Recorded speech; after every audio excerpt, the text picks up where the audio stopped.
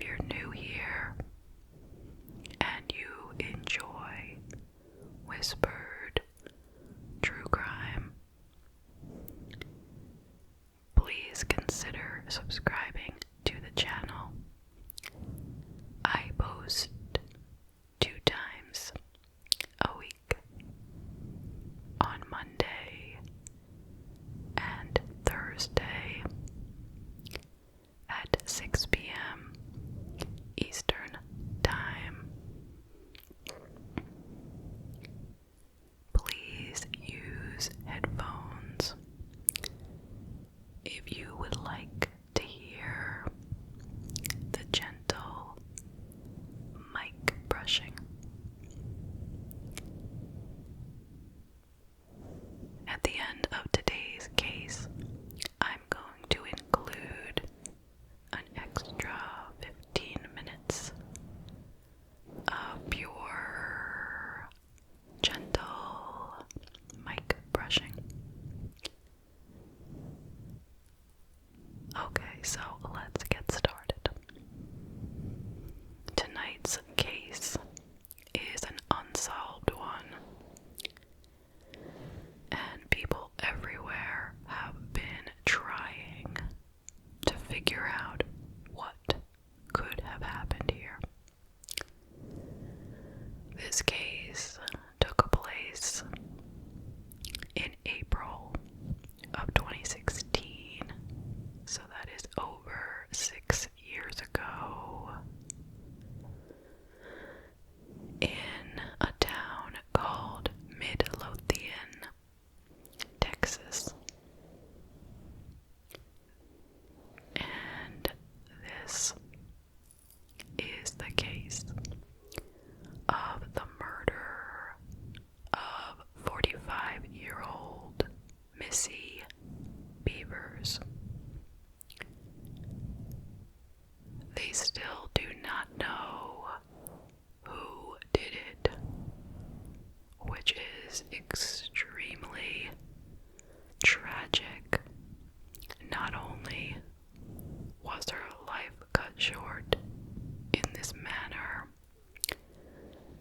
but there's been no justice. So I would be super interested to hear from you guys what you think might have happened. So let me know down in the comments. Alright, so let's talk a little bit about Missy. Her real name was actually Terry, but she went by Missy. And she was born in August of 1970, and she grew up in Texas.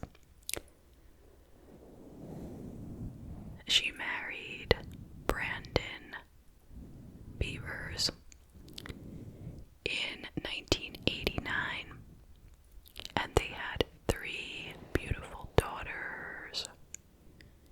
One in 2001, one in 2003, and one in 2007.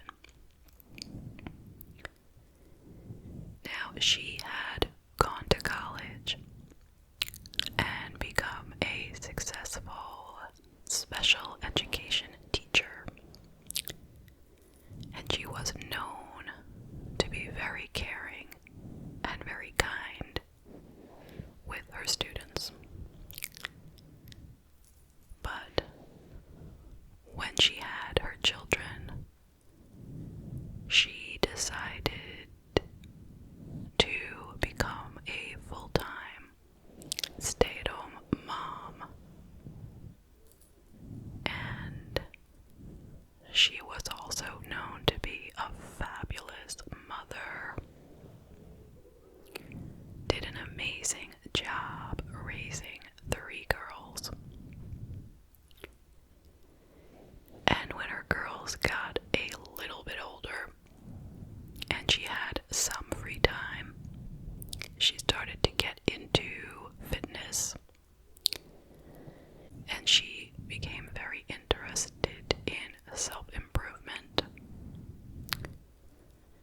she became a fitness instructor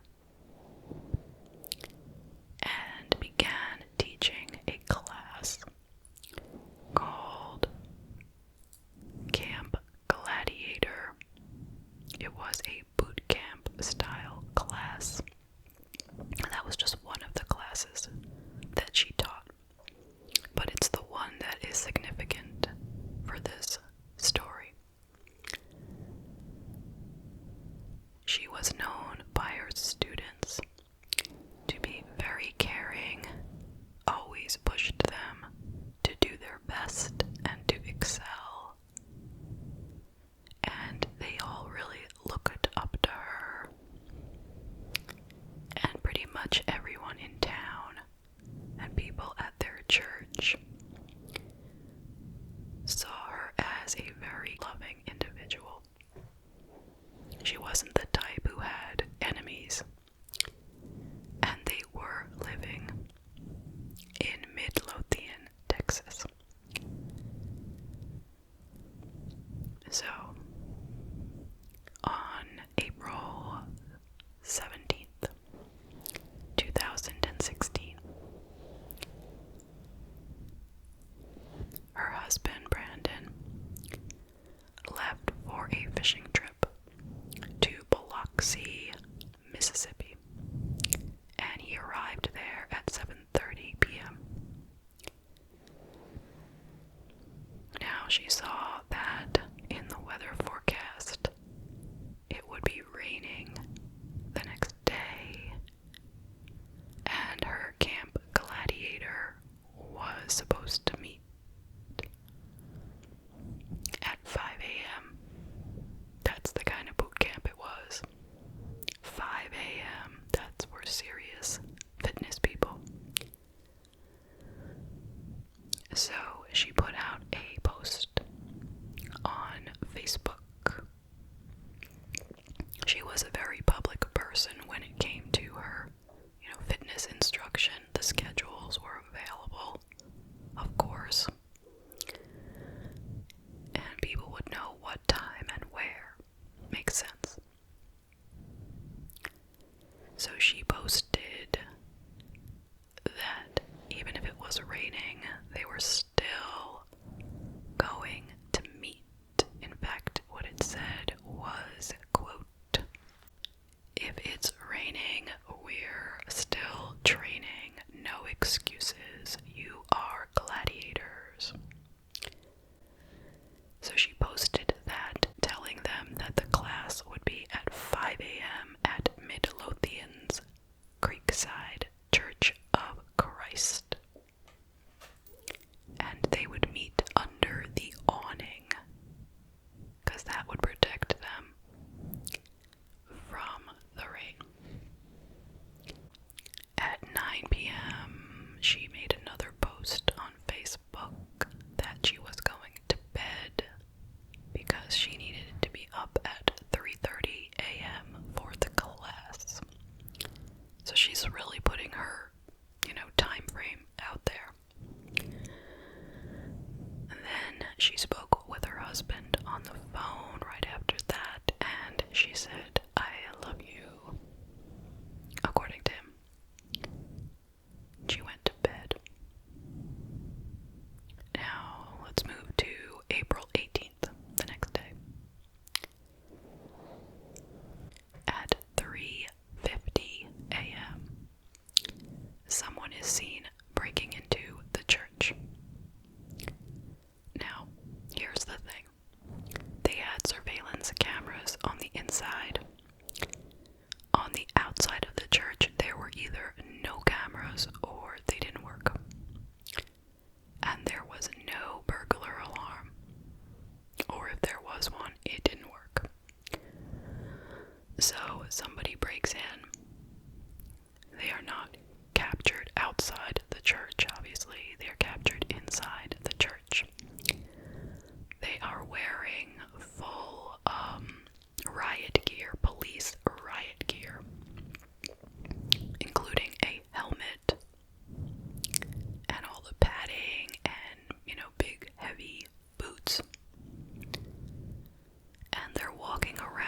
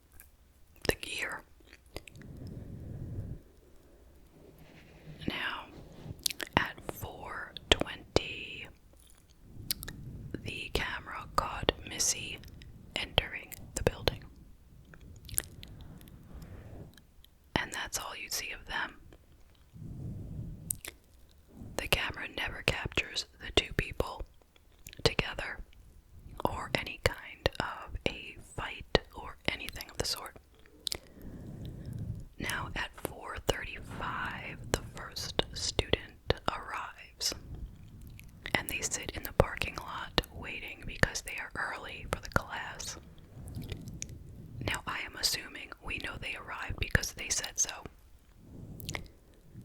Around 5 a.m., some of the students, noticing that Missy was not there, went inside to look for her, and they found her, unfortunately, covered in blood, surrounded by broken glass.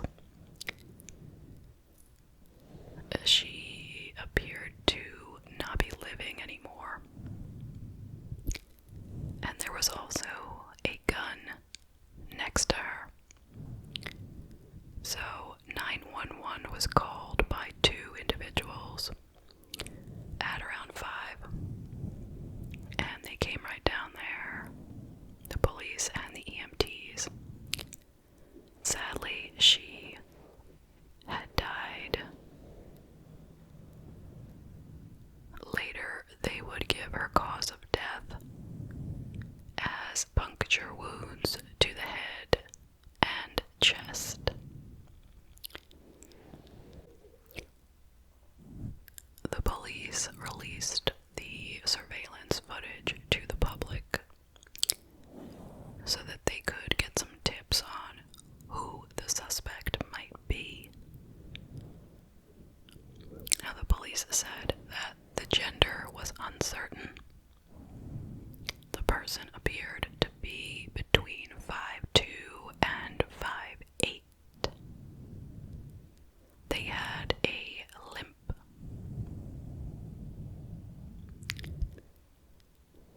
And if anyone had any idea who this could be, please come forward. Now, shortly after that, there was a athletic store not far from the church. They noticed in their surveillance footage from the early morning of the crime at 2 a.m., a white Nissan Altima, maybe around 2010-ish, had been seen entering their parking lot, an empty parking lot, in the rain. Kind of wandering around in the parking lot, then parking in a spot, sitting there for a few minutes, and then driving out. So, the police thought that maybe that car could be the car belonging to the suspect. That maybe they had first gone to that sporting goods store, maybe to, spend a few minutes preparing or thinking, or maybe they were first thinking that they would burglarize that building, but changed their mind. So the police were thinking there might be a connection. So they released that footage and asked people to let them know if they recognized the car. But nothing came of that. Now, of course, they spoke to the husband, and he had to come back from Mississippi. Obviously, he was called and told what had happened, and he rushed right home. Now, he said that he did not know of anyone who would want to hurt Missy, that she was very well loved, and that he had a good relationship with her. Now, they took her phone in order to, do some research on who she might have been talking with, or get some clues. And although the husband had never mentioned it, they came to find that the couple had financial problems, as well as some possible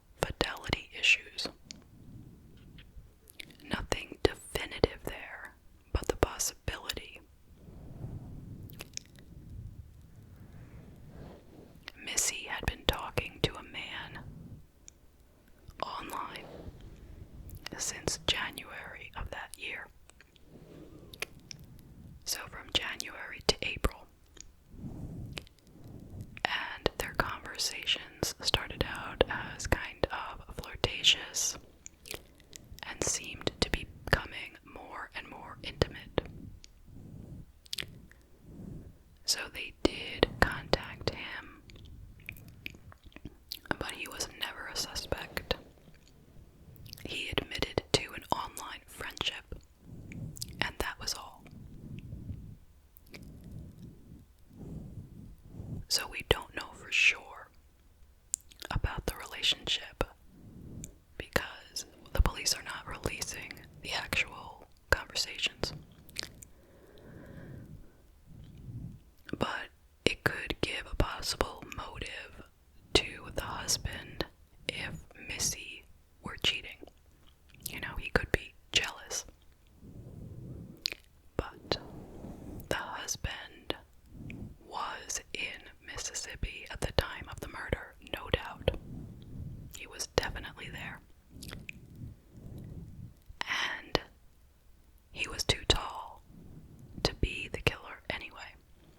He was well over 5'8". Now, another interesting thing happened a few days after the murder. The husband's father, Randy Bevers, so he is Missy's father-in-law, he went to the dry cleaner with a bloody shirt. Now, they said it was a 2XL white woman's shirt, I believe. That's what they said. But anyway, when he brought it in, the dry cleaner was kind of concerned. So after he left, they called the police. And they said, hey, we know, it was all in the news big time in that town. So we know this guy is the father-in-law of Missy Bevers. He just dropped off a bloody shirt. So as you're listening to this, you're probably thinking, why would a killer bring a bloody shirt to a dry cleaner? Why wouldn't they get rid of it? Or something. So, of course, he was brought to the police for questioning, and he said that both he and his wife both got blood on their shirts, and this was probably his wife's shirt. And he said he brought 2 bloody shirts, but he doesn't know why the dry cleaner said there was only one. But anyway, he said that his dog had been attacked by another dog and was bleeding. And that is where the blood came from. And when people saw the footage of him at the police station, everyone noticed that he had the same exact limp as the suspect. But the thing is, the blood turned out not to be Missy's, and it was not human blood. So it sounds like he wasn't lying about that. And as far as the limp, a limp didn't matter. They said that he was out of town. He had an alibi. He was in California with his wife on an RV vacation at the time of the murder, and it was confirmed that he was out of town. So, scratch him off the list. So, who could it be? Well, a friend reported that a few days before the murder, Missy had confided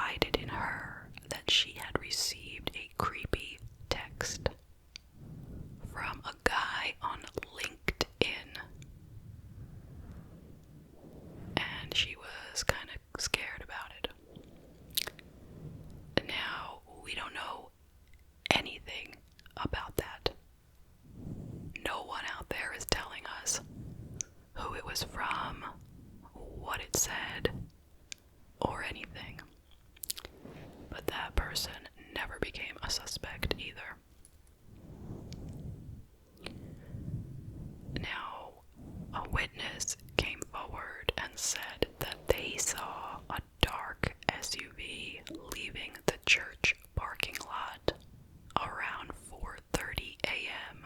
on the morning of the murder. So, perhaps that was the murderer leaving the scene of the crime, because it fits right in the timeline perfectly. The police had received several tips about a certain guy who drove a dark SUV. His name was Bobby Wayne Henry. He was what they call a disgraced former police officer who had been charged with sexual assault back in 1996 and had been suspended from the police force. He admitted that he still owned the police riot gear, but that it no longer fit him. Interestingly enough, he also walked with a limp, the same limp as the suspect. And when they searched his home, they found child pornography in his possession, like on his computers. And so he was arrested for that, and he was in prison for a few months. But they decided that he was too tall for the suspect. He was 6'1", which is a lot more than 5'8". And they didn't have anything else linking him to the crime. And he had an alibi. I don't know what the alibi is. We don't hear that. Now, would you believe that he had become a security guard after losing his job with the police? He was working as a security guard. And he worked security for Missy's funeral. How weird is that? How weird. He also attended the same church that she attended. But yet, when he was interviewed in jail, he said he didn't know of her. He never heard of her before this. But they went to the same church. I mean, it's possible. But if he went to the church, then he was familiar with the church, right? Alright. Anyway, so ultimately he was never made into a real suspect for this crime, and he was released from prison and wasn't formally charged with the child porn either. So that is the case. What do you think? Please share your thoughts on this case in the comments if you don't mind. And if you have any information that you think would be helpful to the police, I have left the phone number to contact the tip line in the description box. Now I will just briefly give you some ideas, not just my ideas, but also things that have been tossed around out there a bit. So, was it a burglary gone wrong? Or was she targeted specifically? I think it's very hard to say this was a burglary because nothing was stolen.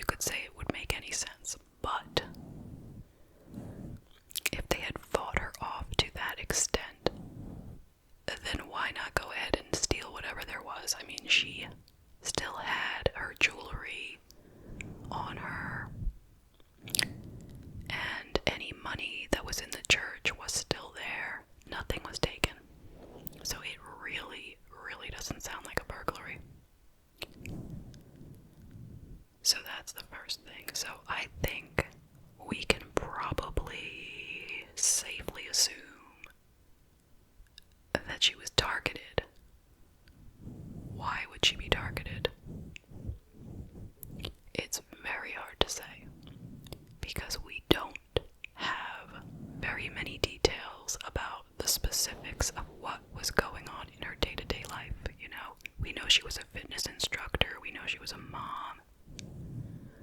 We don't know about the specific relationships she had with her students, you know, the fitness students, or with moms at school, or teachers with school. There could be, you know, a whole host of different things going on that we know nothing about.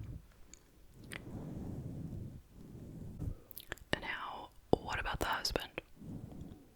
Now, I don't want to say that I think it's him or anything like that. He is not a suspect, okay? But let's just talk about it, just to get any ideas out there. He was clearly out of town, for sure. But does that mean that he couldn't have set it up? I don't know. I'm just saying. I imagine the police must have looked into that. But they don't tell us, so I'm just saying it seems like that could be a possibility. Maybe she was having an affair with that guy. Or maybe it looked like she was about to have an affair with that guy and he was jealous. Or maybe their financial problems. You know, I hate to say this because he could be completely innocent and I have nothing to go on, but I'm just, like I said, just these are ideas I'm spitting out. Financial problems, lots of times in these true crime cases. People kill each other to get insurance money to pay off their debt, as awful as that sounds. Now, what about the whole thing about the height? People being excluded because they're too tall. How accurate is this whole height thing anyway? If they are saying the person is between 5'2" and 5'8", that makes you wonder how they know the height at all, you know? It all depends on the, you know, the camera angle, and, you know, I imagine they did it scientifically, but a lot of people are saying this. A lot of people are saying they don't believe the height thing. Now, do we think it's a man or a woman? I mean, if they're 5'2", 5'3", 5'5", it's probably a woman. More than that, then it's probably a man. But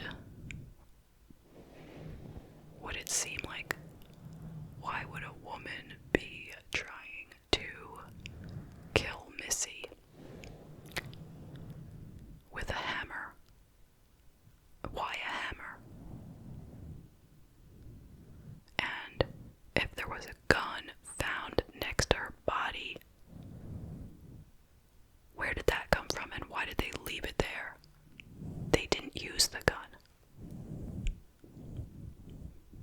And the police were kind of secretive about the, you know, they said she died from puncture wounds.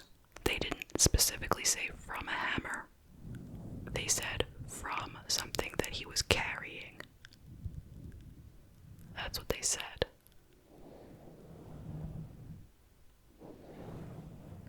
Now, Missy owned a gun, but the one laying next to her was not her gun. They weren't able to figure out whose gun it was, though. But she did own a gun, and it was in her car. She hadn't brought it in because she wasn't afraid. She wasn't expecting this. Why did she have a gun, though, I'm thinking? In her car with her. I mean, maybe where they live, that's very common. You know, that could be that in that area, everyone has a gun in their car. I don't know. Also, why was the suspect so calm?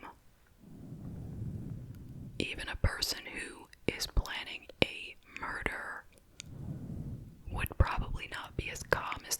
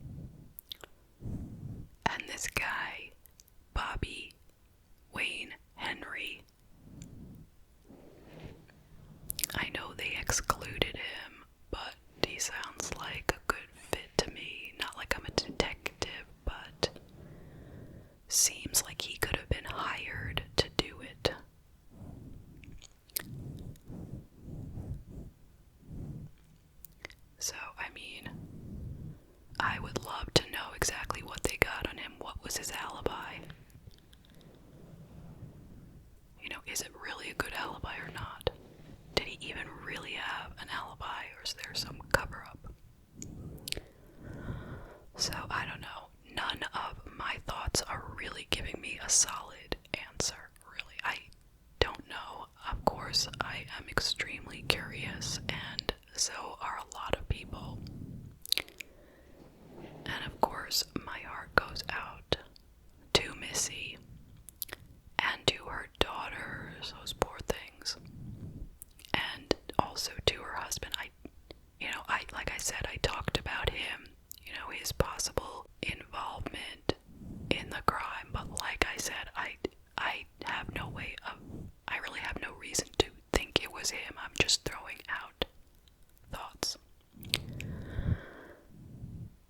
So,